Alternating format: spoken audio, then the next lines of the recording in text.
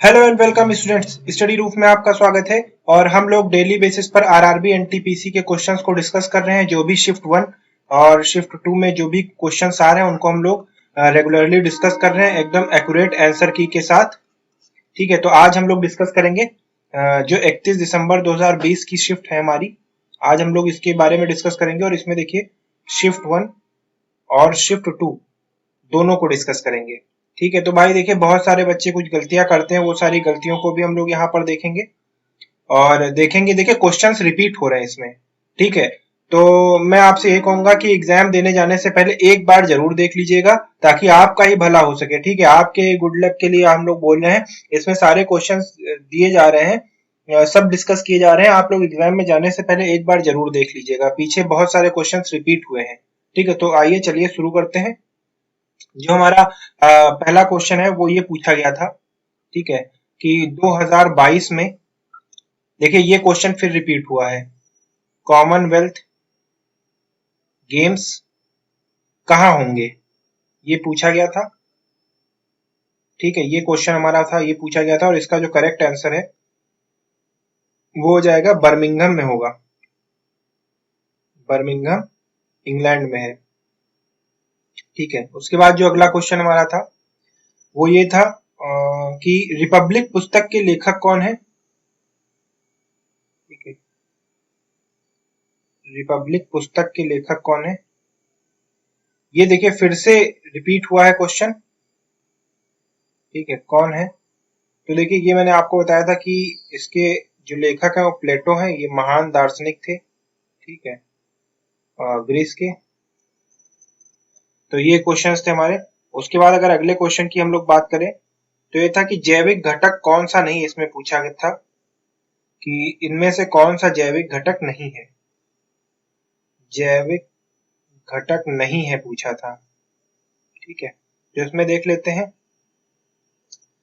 जैविक घटक के अंतर्गत पौधों, प्राणियों, ये सब लोग आते हैं। कौन कौन आते हैं देखिए, मानव है, जंतु है, परजीवी है, सूक्ष्म जीवी है। ठीक है, और ये सब आते हैं। मतलब एक तरीके से बात कर लिया जाए तो जीवित चीज आती है। ठीक है, ये जैविक अपघटक हो जाएगी। ठीक है, निर्जीव वस्तुएं अजैविक अपघटक हो जाएंगी। उसके बाद जो क्वेश्चन था वो अगला क्वेश्चन हमारा था कि एचडीसीपी का फुल फॉर्म पूछा गया था। देखिए फुल फॉर्म से एक क्वेश्चन जरूर आ रहा है, ये मैंने आपको पहले ही बताया था कि फुल फॉर्म से जरूर एक क्वेश्चन आ रहा है। यहाँ पर एचडीसीपी का फुल फॉर्म हो जाएगा हाई बैंडविथ डिजिटल कंटेंट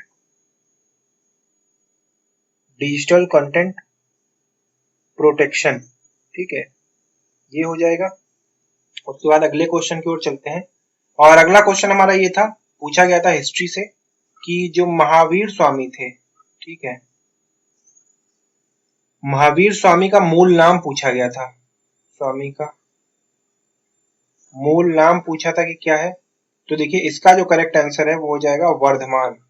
ठीक है, वर्धमान इनका मूल नाम था। और देखिए इनका जन्म की अगर इनकी बात करें तो जन्म थी 540 ईसा पूर्व में और ये 24वें तीर्थंकर थे। ठीक है, तीर्थंकर थे और इनके पिता का नाम सिद्धार्थ था।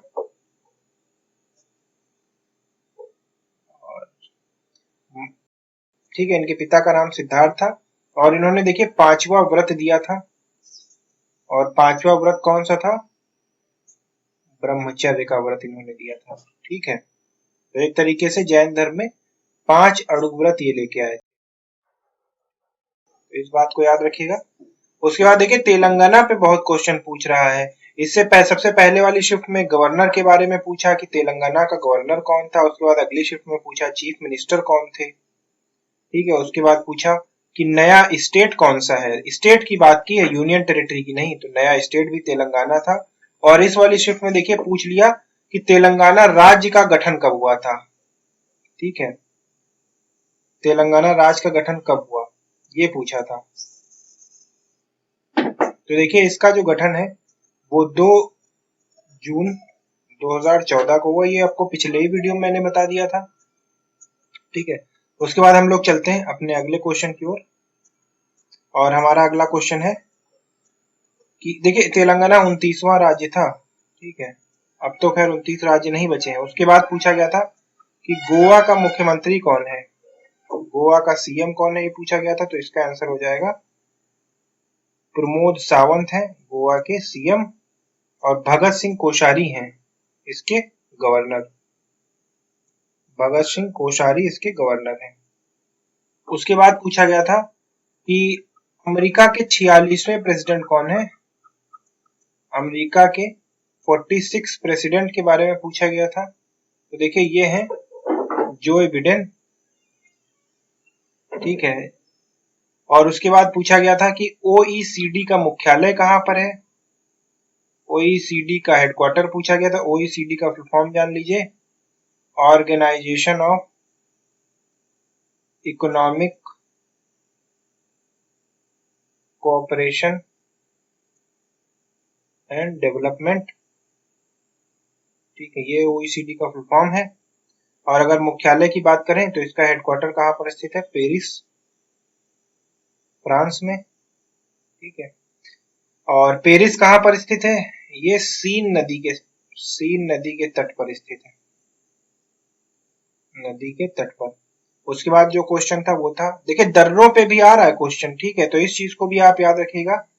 पूछा था जोजिला दर्रा कहाँ है, ठीक है, तो जोजिला हमारा कहाँ पर है, ये लद्दाख में है।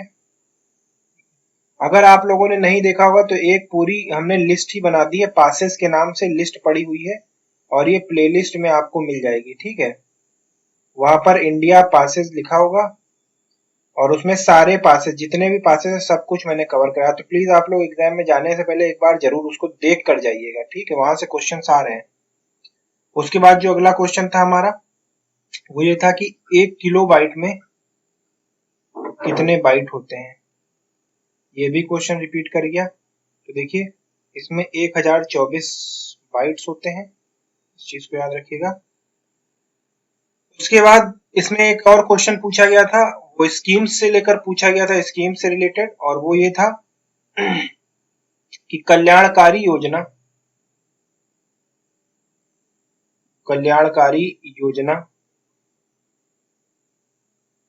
का गिनीज बुक में नाम क्या रखा गया है, गिनीज बुक में नाम रखा गया है। तो इसका आंसर देखिए हो जाएगा संभल योजना, ठीक है। उसके बाद हम लोग आगे चलते हैं और देखते हैं। ये क्वेश्चन पूछा गया था कि इंडोनेशिया की कैपिटल क्या है, इंडोनेशिया की कैपिटल पूछा था।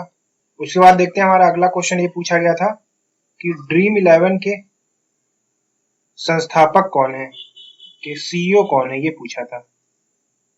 तो अगर सीईओ की बात करें तो हर्ष गुप्ता इसके सीईओ हैं।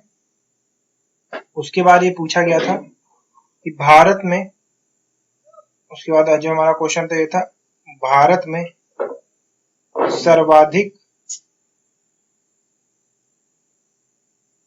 सोने का उत्पादन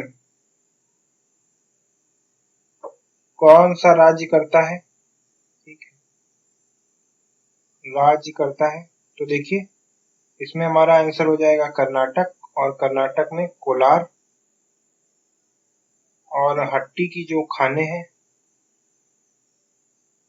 ठीक है, ये करती हैं। उसके बाद देखिए हमारा अगला क्वेश्चन आया था, ये भी रिपीट हो गया कि योजना आयोग का नाम बदलकर क्या रखा गया है। तो देखिए इसका जो आंसर हो जाएगा वो हो जाएगा नीति आयोग। इसका भी फुल फॉर्म देख लीजिए, national institute for transforming India, ठीक है, national institute for transforming India. उसके बाद ये क्वेश्चन, ये भी क्वेश्चन रिपीट हुआ है कि 15th फाइनेंस कमीशन के अध्यक्ष कौन है, ठीक है, ये पूछा गया था। तो इसका देखिए आंसर हो जाएगा श्री नंद किशोर सिंह हैं, इनको एनके सिंह भी कहा जाता है। और देखिए अगर हम लोग फाइनेंस कमीशन की बात करें तो ये आर्टिकल 280 में गठित है, और जीएसटी की अगर बात करें तो आर्टिकल 279 में इसका वर्णन है। उसके बाद देखिए ये भी क्वेश्चन दूसरे रूप में आया है, बारादोली का सरदार किसे कहा जाता है? बारादोली का सरदार कौन है? तो मैंने आपको बताया था कि ये सरदार वल्लभ भाई पटेल हैं। सरदार वल्लभ भाई पटेल हैं। इन्हें यहाँ की महिलाओं ने उपाधि दी थी। इन्हें यहाँ की महिलाओं ने उपाधि दी। ठीक है, तो उसके बाद अगले क्वेश्चन की ओर बढ़ते हैं, और हमारा अगला क्वेश्चन है कि जम्मू एंड कश्मीर में कौन सा नेशनल पार्क है, ये पूछा गया था। तो देखिए इसमें जो आंसर हो जाएगा वो हो जाएगा दाची ग्राम राष्ट्रीय उद्यान है। ठीक, उसके बाद अगला क्वेश्चन है कि ममलूक वंश का संस्थापक कौन था? ममलूक वंश का संस्थापक पूछा गया था। तो देखिए अगर ममलूक वंश की बात करें तो इसे गुलाम वंश कहा जाता है। एक्चुअली ममलूक बिरादरी से थे और इसका संस्थापक था कुतुबुद्दीन ऐबक। ठीक है, कुतुबुद्दीन ऐबक इसका संस्थापक था। उसके बाद अगले क्वेश्चन की बात करें तो इसमें पूछा गया था बंगाल विभाजन कब हुआ? तो देखिए पार्टीशन ऑफ बंगाल के बारे में पूछा है। तो पार्टीशन ऑफ बंगाल देखिए 16 अक्टूबर 1905 को इफेक्ट में आया, और लॉर्ड कर्जन जो थे उनके समय में पार्टीशन कराया गया। उसके बाद जो हमारा अगला क्वेश्चन है वो देखिए, अगला क्वेश्चन ये था कि आईबीएम के सीईओ कौन है? आईबीएम के सीईओ कौन है? ठीक है, ये पूछा गया था। तो ये हो जाएगा अरविंद कृष्णन। अरविंद कृष्ण है। उसके बाद अगले क्वेश्चन की ओर बढ़ते हैं, तो ये पूछा गया था कि सबसे मजबूत हड्डी कौन सी है? सबसे मजबूत हड्डी कौन सी है? तो ये पूछा गया था, इसका आंसर हो जाएगा जबड़े की हड्डी। जबड़े की हड्डी, इसको इंग्लिश में कहेंगे जॉ बोन। ठीक है, जॉ बोन होती है। उसके बाद पूछा गया था प्लास्टिक किसका मिश्रण होता है? प्लास्टिक किसका मिश्रण होता है?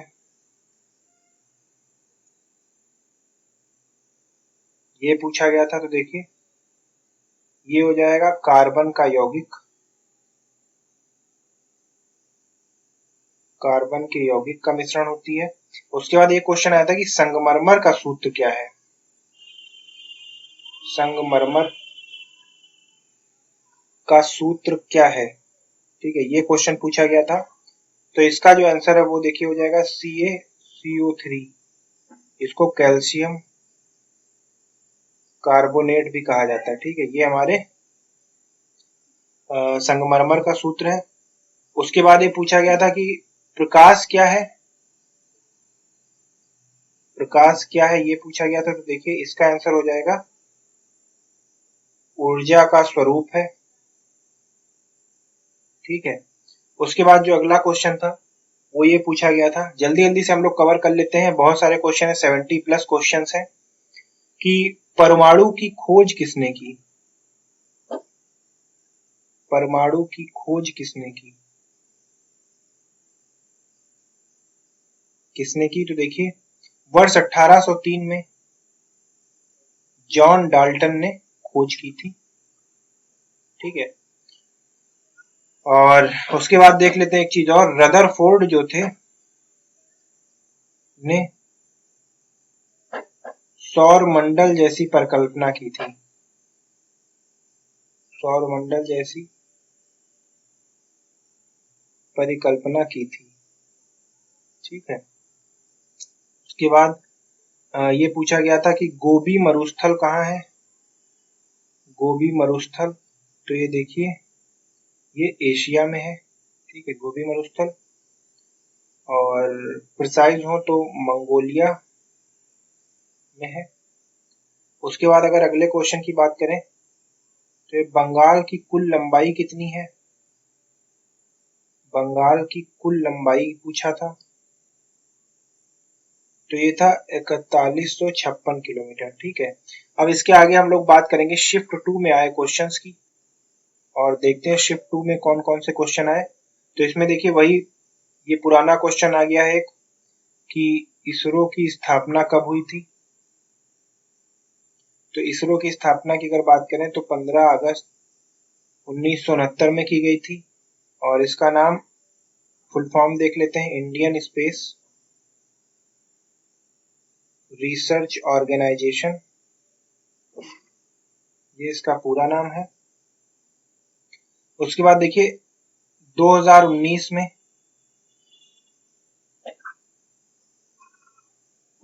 पर्यावरण दिवस की थीम क्या थी, ये पूछा गया है कि थीम क्या थी। तो पर्यावरण दिवस देख लीजिए 5 जून को मनाया जाता है, और अगर इसके थीम की बात करें तो इसकी थीम थी 2020 बायोडाइवर्सिटी। ठीक है, ये इसकी थीम थी। उसके बाद अगले क्वेश्चन की ओर बढ़ते हैं और देखते हैं। तो इसमें पूछा गया था कि मीथेन का फॉर्मूला क्या है। ठीक है, ये पूछा गया था। मीथेन के फॉर्मूले की अगर बात करें तो इसका आंसर है CH4, ये मीथेन का फॉर्मूला होता है। और CH4 की अगर बात करें तो देखिए ये C बीच में रहता है, H इधर, एक H इधर, एक इधर और एक H इधर। ठीक है, उसके बाद देखिए जो अगला क्वेश्चन था वो ये था कि वर्ष 1931 में कांग्रेस की अध्यक्षता किसने की थी।